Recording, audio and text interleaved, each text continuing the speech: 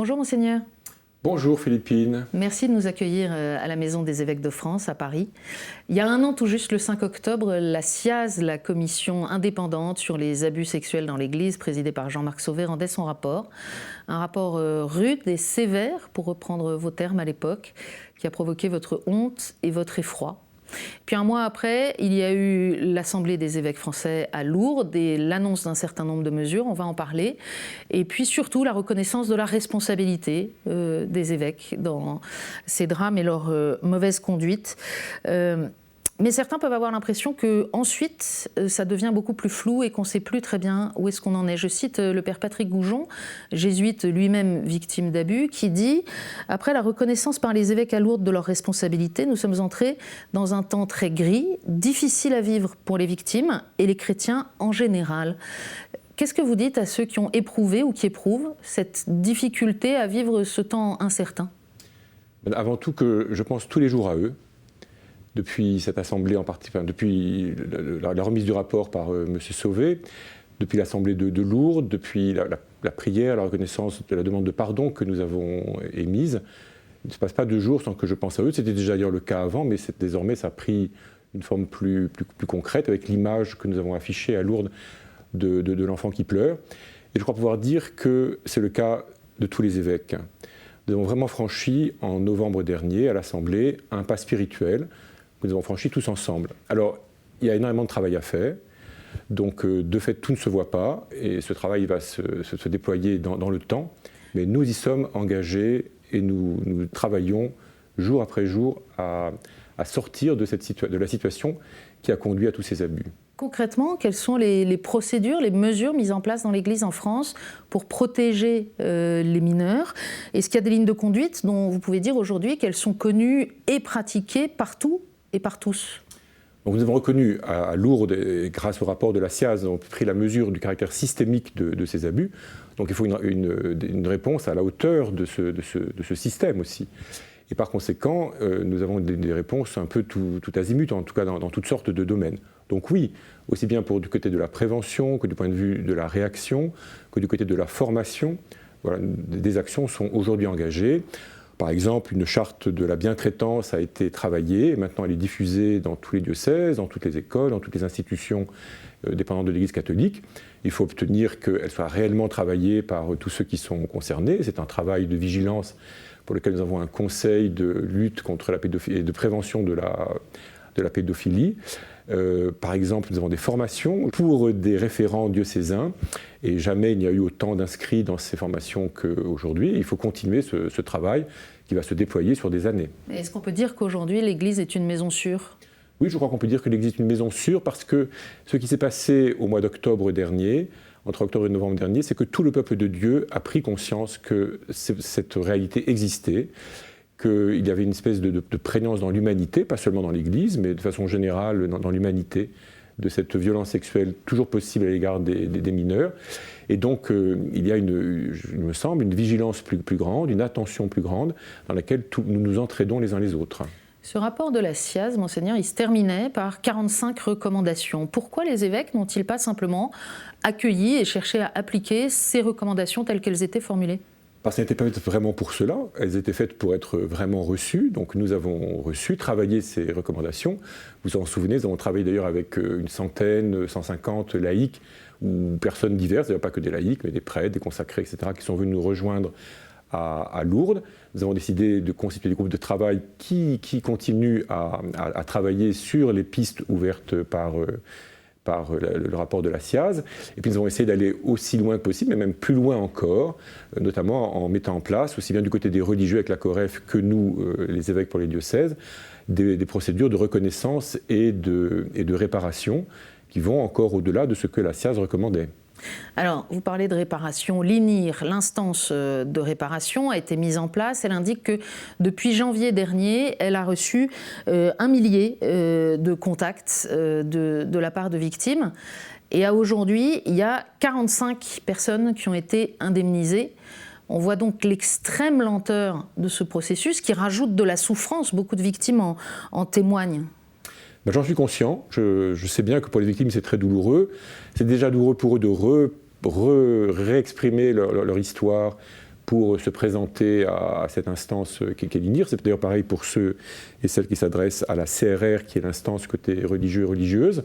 Donc je suis conscient que c'est douloureux de ne pas savoir quand ça va aboutir. Mais l'INIR et la CRR font un travail tout à fait inédit, en tout cas dans notre pays, en France. Donc il faut trouver des personnes qui veulent bien collaborer, il faut créer une culture et une méthodologie commune. Donc il faut le temps de former les gens. Madame de Reims-Vaucresson, qui préside l'INIR pour nous, les évêques, est très attentive à la qualité et aux compétences professionnelles de ceux et de celles qu'elle recrute. Donc ça prend du temps, c'est vrai, et trop de temps, j'en suis conscient, mais c'est la condition pour que ça puisse durer et pour que ça puisse déboucher. Et je crois qu'on peut se réjouir aussi que ce travail se fasse, il est engagé, il est entamé, et ces personnes seront accompagnées et recevront ce que nous pouvons leur apporter d'aide dans ce chemin de reconnaissance et de réparation qu'elles ont entamé. Vous dites que c'est inédit parce que le mécanisme va au-delà de ce que prévoit la justice des hommes ? Il fait autre chose que ce que prévoit la justice des hommes. D'abord parce que nous traitons des cas que la justice des hommes ne traite pas, juste précisément, parce que si la justice peut s'appliquer, il convient qu'elle s'applique, et elle doit s'appliquer, mais tous les cas prescrits, tous les cas que pour une raison ou pour une autre, la justice de l'État ne prend pas en charge, eh bien, ils sont pris en charge dans ce dispositif. Et c'est d'ailleurs quelque chose d'assez nouveau, qu'une instance privée, en quelque sorte, comme l'Église catholique, organise dans un État donné un processus de réparation comme celui-là. Et c'est d'ailleurs observé d'assez près par le ministère de la Justice. Vous parlez de la souffrance et de la colère des personnes victimes devant la lenteur, par exemple, de ce processus. De manière générale, il y a une violence dans l'expression des victimes qui peut s'exercer à l'endroit de l'Église, à l'endroit des évêques notamment. Comment l'accueillir ? Personnellement, j'ai reçu assez régulièrement des personnes victimes, malheureusement, donc j'entends cette colère, j'entends cette réaction. Je vois aussi comment elle peut se transformer quand on arrive à créer une relation, à écouter, à accepter aussi cette colère. Il n'y a pas à s'offusquer de cette colère, elle est tout à fait légitime et ça permet de créer une relation véritable. Aujourd'hui, les personnes victimes, elles sont devenues des témoins pour nous. La SIAZ avait insisté sur cette transformation. Nous-mêmes, à l'Assemblée de Lourdes, nous avions aussi vécu cela avec des personnes victimes qui nous ont parlé et qui ont insisté pour dire qu'elles n'étaient pas que des personnes victimes, elles sont aussi des témoins. Et je voudrais saluer ici le courage de toutes les personnes victimes qui parlent, et peut-être aussi de celles qui n'ont pas parlé encore pour différentes raisons, parce qu'il faut beaucoup de courage pour aller dire ce que l'on a subi, pour aussi dénoncer les lenteurs ou la surdité d'une institution comme l'Église. Donc cette colère est légitime et nous espérons contribuer, comme nous pouvons, à ce qu'elle puisse se transformer en un chemin pour chacune et chacun. Revenons à la publication du rapport. Monseigneur, devant l'ampleur des chiffres, on rappelle ce que dit le rapport Sauvé, 216 000 victimes estimées de prêtres ou religieux et 330 000 dans le cadre des activités au sein de l'Église. Devant l'ampleur de ces chiffres, il y a eu assez rapidement des controverses. Je pense naturellement à un rapport publié par l'Académie catholique de France qui a eu des lecteurs attentifs dans l'Église et y compris jusqu'à Rome. Où est-ce qu'on en est de ces débats aujourd'hui ? Alors ces chiffres, d'abord c'est une estimation. Mais c'est ça qui a fait le choc du 5 octobre l'année dernière. Parce qu'au-delà des chiffres, ce sont des personnes.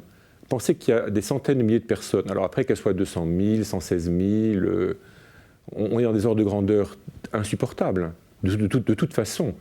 Donc on peut toujours discuter de la méthodologie d'une estimation, mais on est dans des ordres de grandeur qui ne peuvent pas être supportés, qui ne peuvent pas être supportés par la société, et qui ne peuvent pas être supportés dans l'Église du Christ. Le Christ n'a pas créé l'Église pour être une instance qui fait du mal aux gens. Donc ce sont des vies humaines abîmées, brisées. Aujourd'hui on sait, et particulièrement depuis 2016, on sait que des enfants atteints comme cela sexuellement dans leur enfance n'oublient jamais que leur corps, leur psychisme emporte la trace, que leur vie emporte les conséquences dans le long terme de l'existence.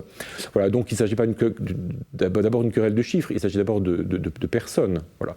Et ce que nous avons dû reconnaître grâce au rapport de la SIAZ, et pu reconnaître grâce au rapport de la SIAZ, c'est que ce n'était pas quelques cas comme cela marginaux. C'est un phénomène beaucoup plus prégnant qu'on ne pouvait le penser.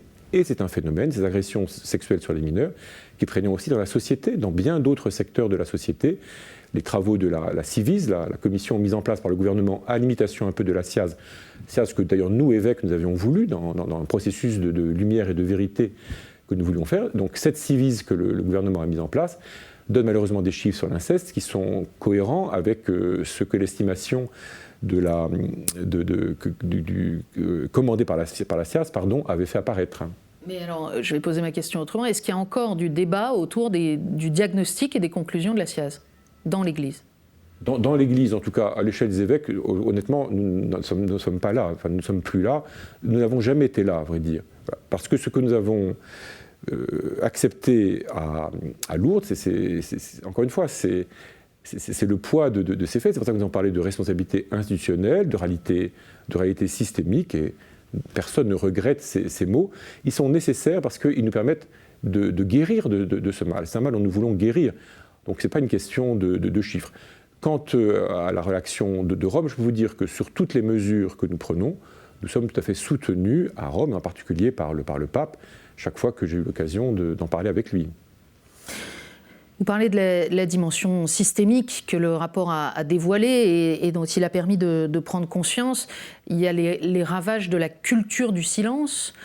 Comment est-ce qu'on transforme une culture ? Est-ce que votre détermination et celle de quelques-uns avec vous peut suffire à transformer une culture ? Je ne crois pas que nous ne sommes que quelques-uns, parce que ce qui s'est passé le 5 octobre dernier, c'est que c'est tout le peuple de Dieu qui a pris conscience que cette réalité existait, qu'elle existait malheureusement dans l'Église, qu'elle existait malheureusement aussi dans d'autres domaines de la société. Donc c'est toute la société aujourd'hui, c'est toute notre... tout le monde est au courant et tout le monde peut être conscient de cette réalité. Donc oui, je pense qu'on peut changer, et j'espère que l'on peut changer une culture par une parole plus libre, par une attention plus réaliste, par moins de naïveté, parce qu'on a beaucoup péché par une certaine naïveté, des discours trop faciles, et puis par moins de soucis de protection, de protection de soi, de protection de l'institution. Sur tout cela, on peut progresser, mais on progressera parce que toutes les composantes, pas seulement les évêques, mais toutes les composantes du peuple de Dieu sont conscients qu'il faut progresser, et je pense aussi que toute la société aujourd'hui est consciente que sur ce domaine-là, il faut sortir de l'aveuglement.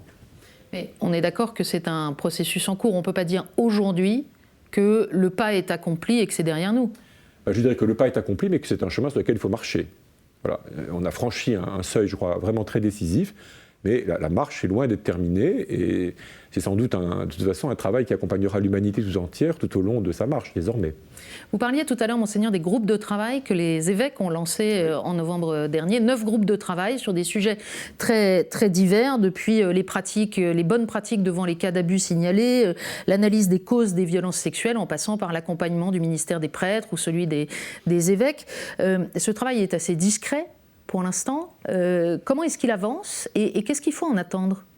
Alors il avance bien. Ces groupes de travail ont commencé en avril seulement, en gros, parce qu'il a fallu le temps de les constituer. Mais ici, je voudrais dire ma gratitude à la centaine de personnes qui participent. Ce sont des gens qui prennent sur leurs loisirs, sur leurs week-ends, sur leurs soirées, sur leurs vacances, parce que beaucoup ont travaillé pendant cet été de différentes manières pour nous aider, pour aider l'Église, pour aider, j'espère aussi, la société tout entière, en nous aidant à progresser sur ce travail. Donc ce travail avance. À l'Assemblée prochaine, au mois de novembre, début novembre, nous ferons un point d'étape. Et les pilotes de chaque groupe de travail rencontreront les évêques. Et puis, en mars prochain, ils nous rendront leurs conclusions. Puis après, il nous faudra, nous, recevoir ces conclusions, voir comment nous pouvons les mettre en œuvre. Et là encore, tout ne va pas se terminer en mars prochain. C'est un travail qui va s'ouvrir encore pour des années. On précise que ces groupes sont constitués de personnes laïques, de consacrés, de prêtres, de personnes victimes. Voilà, qu'ils ont auditionné dans chaque groupe, donc il y a au moins une personne victime. Et puis, ils ont auditionné 90 ou une petite centaine d'experts, parce qu'ils fonctionnent beaucoup en écoutant ce que d'autres, dans leur spécialité, ont à dire. Ils ont besoin d'être aidés par l'ensemble des compétences qui peuvent exister, notamment dans un pays comme le nôtre. Parmi les mesures annoncées, il y avait aussi la création d'un tribunal pénal canonique national. Pourquoi est-ce qu'il n'est toujours pas en activité ? Parce que c'est une réalité, une construction nouvelle. Hein. D'habitude, dans la tradition de l'Église, il y a un tribunal dans chaque diocèse qui est plutôt chargé de traiter des causes matrimoniales, donc des questions de mariage, qui peut traiter des causes pénales, mais qui n'est pas tellement préparé pour cela, enfin en tout cas qui n'était pas préparé pour cela. Donc nous avons voulu construire un tribunal à l'échelle de toute la conférence épiscopale française, ce qui est une construction inédite. Donc il a fallu travailler avec Rome pour que ce tribunal ait vraiment l'autorité nécessaire. Parce que ce qui est important, c'est que ces décisions puissent s'imposer, en particulier à ceux et celles qui auront à les mettre en œuvre ou à en subir les conséquences. Donc voilà, ça prend un peu de temps. Désormais, les statuts sont prêts et ils ont reçu l'approbation de Rome. Il doit faire l'objet d'un dernier vote à l'Assemblée et d'une ultime recognition de la part du Saint-Siège. Mais ça ne devrait pas poser trop de problèmes. Les membres de ce tribunal sont choisis, sont désignés, ils ont accepté et donc ils vont recevoir leur mission. Et donc ce tribunal devrait commencer ses travaux début janvier. C'est un peu long, mais parce que nous faisons des choses neuves. Avec la SIAZ, vous avez manifesté, vous rappeliez que c'est une initiative des évêques, vous avez manifesté le souci des abus sexuels commis sur des personnes mineures. Mais on voit bien qu'il y a aussi les abus de pouvoir, les abus spirituels, les abus sexuels sur des personnes majeures. Est-ce que sur tous ces sujets, il faudra d'autres commissions ? Je pense que non, parce que nous apprenons, à travers ce que nous avons vécu à propos des abus sur personnes mineures, je pense que nous apprenons en termes d'accueil, en termes d'écoute, en termes de réaction, en termes d'accompagnement, en termes de sanctions, en termes de décision. Donc là aussi, il y a tout un champ de travail. Nous y travaillons assez régulièrement, notamment avec la COREF, c'est-à-dire avec les religieux et les religieuses de France.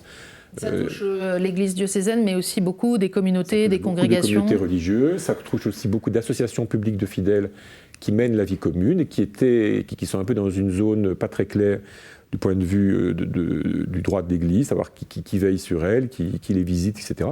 Donc nous allons renforcer les choses de ce point de vue-là.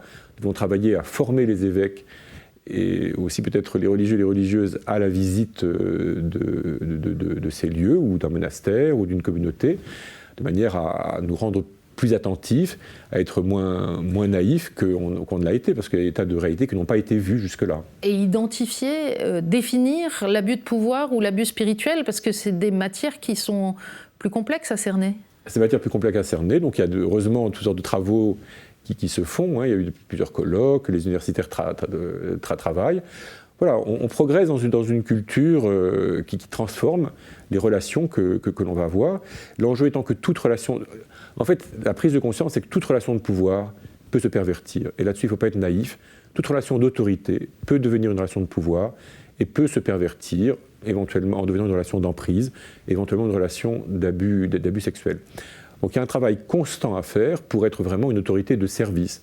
Nous le disons volontiers que dans le christianisme, que voilà, l'autorité c'est toujours au service, mais il ne suffit pas de se payer de mots, il faut que ce soit la réalité. Et ça demande une attention de chacun, mais aussi une attention un peu structurelle de tout le monde pour que nous nous aidions à ce que toutes les relations soient réellement des relations d'autorité de service et non pas, et ne se pervertissent pas en relations de pouvoir et d'emprise. Et que les plus fragiles soient protégés.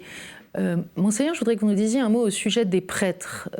Il y a ceux qui souffrent de se voir l'objet du soupçon de façon récurrente. Il y a aussi ceux qui semblent ne pas bien entendre les conseils de prudence ou ne pas bien comprendre encore la portée de ces drames, de ces vies brisées. Personnellement, les prêtres que je rencontre, alors peut-être que j'ai de la chance dans ceux que je rencontre, mais les prêtres que je rencontre me manifestent toujours de la gratitude pour le travail qui est fait. Parce que c'est un travail de vérité et d'une façon de libération pour le corps sacerdotal. Donc être capable de reconnaître ce mal et de le désigner avec clarté, savoir qu'il y a des procédures claires pour réagir, devenir conscient que la relation pastorale doit faire l'objet d'une certaine vigilance. honnêtement, la plupart des prêtres que je rencontre, les prêtres que je rencontre sont reconnaissants sur ce travail. Alors après, la vie des prêtres est loin d'être simple aujourd'hui. Ils ne sont pas assez nombreux pour un travail qui est conséquent. Donc, de fait, nous sommes dans une période de transformation de la vie de nos diocèses et un peu de transformation de la vie de notre Église en France, où on avait beaucoup de prêtres, il faut vivre avec moins. Donc ça a des côtés douloureux. Certains sont vraiment fatigués, parce qu'on continue dans un certain système pastoral, sans arriver à savoir exactement où on doit aller. Donc voilà, c'est un travail général.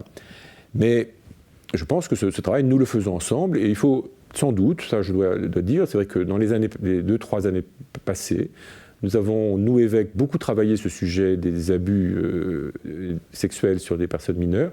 On l'a fait entre évêques, on n'a sans doute pas suffisamment associé les prêtres à ce travail, et c'est quelque chose que nous devons enclencher maintenant davantage, de continuer le travail à faire, en y associant davantage les prêtres. Est-ce qu'une des conséquences de cette prise de conscience, de ce travail sur la nature du pouvoir, et des révélations de la SIAZ, peut être une transformation de la relation dans l'Église, de la relation entre prêtres et laïcs, entre prêtres et évêques, entre laïcs et évêques? En fait, ces relations, elles se transforment depuis longtemps, depuis des décennies. Mais il est certain que ce travail, le rapport de la SIAZ et les décisions que nous avons prises en novembre amènent à un approfondissement et puis peut-être une accélération de ces transformations. Il faut y ajouter le processus synodal voulu par le pape François. Donc de toutes sortes de côtés, dans l'Église, nous sentons bien que ces relations, il nous faut les transformer, non pas pour qu'elles deviennent autre chose, mais pour qu'elles aboutissent à une plus grande vérité, comme je le disais tout à l'heure, qu'elles soient vraiment des relations de service. Encore une fois, ce n'est pas des questions de mots, ça ne doit pas être simplement des discours, il faut apprendre à le faire. Voilà, il me semble que c'est un travail qui est largement engagé, mais qui reçoit une lumière peut-être très, très sombre de tout ce que nous avons découvert avec le rapport de la SIAZ, parce qu'on voit que l'abus est toujours possible, mais c'est une lumière aussi qui nous indique un chemin de progrès possible. Comment poser un regard de foi sur notre Église aujourd'hui, avec tout ça? Comment discerner des signes que c'est bien Dieu qui conduit l'Église? Alors, pour ma part, depuis longtemps, depuis quelques années en tout cas, je dis que ce travail cette mise à jour de tous ces abus, de tous ces crimes, c'est un don de la miséricorde de Dieu. Parce que la miséricorde de Dieu, elle consiste toujours à révéler le péché pour qu'on puisse s'en convertir, qu'on puisse en repentir et qu'on puisse peut-être en être guéri, en tout cas en sortir. Ensuite, les personnes victimes que nous avons appris à écouter, dont nous avons essayé d'entendre le cri, dont nous continuons à essayer d'entendre le cri, elles sont aussi une figure du Christ pour nous, du Christ souffrant, du Christ douloureux. Elles nous disent quelque chose du Seigneur. Et nous avons certainement à être attentifs à cet aspect-là aussi du chemin du Christ. Et c'est par la prise en compte des souffrances du Christ que peut surgir la résurrection. Donc il faut que l'Église est sur un chemin de transformation dans lequel les personnes victimes celles en tout cas qui veulent bien parler avec nous, sont des aides, des lumières. Elles nous indiquent, elles portent une exigence à travers lesquelles nous entendons une exigence de Dieu lui-même qui attend de nous cette transformation, cette conversion.